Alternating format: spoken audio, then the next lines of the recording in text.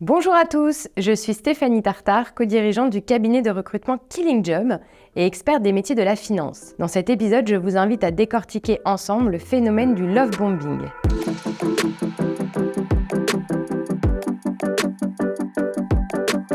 Imaginez-vous en entretien, les compliments pleuvent, le poste qu'on vous décrit scintille de mille feux et les attentions personnelles sont étourdissantes ou alors le salaire promis dépasse tout entendement. Quelle serait votre réaction et dans cette situation, faut-il être vigilant? Vous le vivez au quotidien, le marché de l'emploi évolue, se complexifie. Du côté des entreprises, la pénurie de talents peut être à la fois bloquante et aussi déstabilisante. Elles peuvent alors adopter des pratiques, des comportements différents pour attirer les candidats et les convaincre d'accepter les missions qu'elles leur proposent.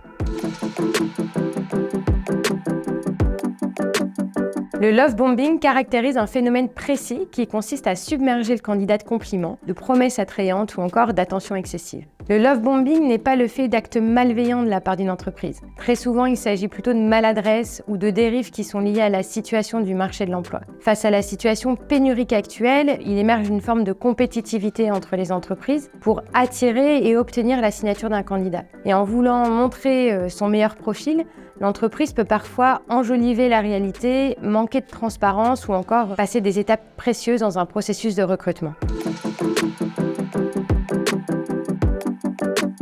Le love bombing est un phénomène avéré, mais ce n'est pas une fatalité. Vous avez la possibilité de vous prémunir de cet effet et d'appliquer les bonnes pratiques pour éviter ses conséquences. Les conséquences, ça peut être la précipitation, la déception, la désillusion ou la démotivation une fois la prise de poste effectuée. Je vais vous partager les 5 bonnes pratiques à adopter pour garder le cap dans votre recherche d'emploi et vous assurer qu'il vous amène vers votre prochain objectif professionnel.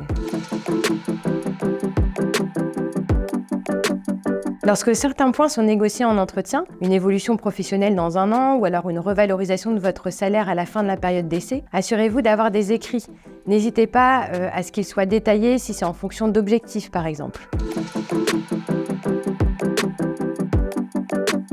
Vous avez la possibilité d'aller au-delà des renseignements qui vous sont fournis par l'entreprise. Internet regorge d'informations sur les ambitions de l'entreprise, sur son actualité, sa direction et son état de santé financière. Dans notre prochaine newsletter, nous vous recommanderons une liste de sites qui vous permettront de mener cette recherche. Vous avez le droit d'être exigeant et pointilleux en entretien. C'est d'ailleurs souvent ce que je recommande auprès de mes clients et des candidats afin de mener mutuellement des échanges qui soient constructifs. Du point de vue des recruteurs, cette attitude est souvent appréciée car elle témoigne de votre vigilance, de votre analyse, de votre curiosité, mais aussi de votre sérieux. Alors si vous le pouvez, passez rapidement les questions traditionnelles pour engager une vraie discussion plus poussée autour de la réalité du poste, des opportunités qu'il y a en interne ou alors encore de la culture de l'entreprise.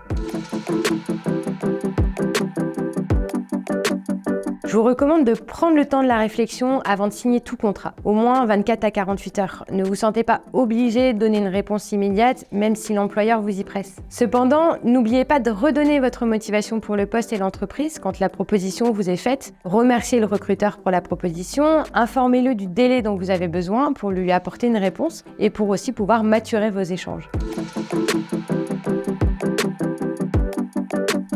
On se dit souvent que le monde est petit, et c'est vrai. Votre réseau connaît sûrement de près ou de loin l'entreprise que vous ciblez et peut aussi vous donner de précieuses informations supplémentaires. Il peut être d'usage également de contacter un ancien employé sur LinkedIn pour avoir un retour d'expérience intéressant. C'est plus rare, mais c'est une démarche qui existe, qui peut être intéressante si vous avez vraiment des doutes que vous souhaitez lever. Cela vous permettra de comprendre, de tracer les contours de vos missions et du poste que vous convoitez aujourd'hui. Mais restez vigilant et discernant sur le feedback de cette personne qui, en l'occurrence, ne fait plus partie de l'entreprise et dont vous ne connaissez pas tout sur ses raisons de départ. Eh bien merci, j'ai été ravie de partager avec vous ces quelques conseils. Si vous avez déjà été confronté au love bombing ou si vous avez des questions plus précises sur les bonnes pratiques de cet épisode, n'hésitez pas à vous exprimer et à poser vos questions en commentaire. Merci à tous pour votre fidélité et à très bientôt pour un nouvel épisode.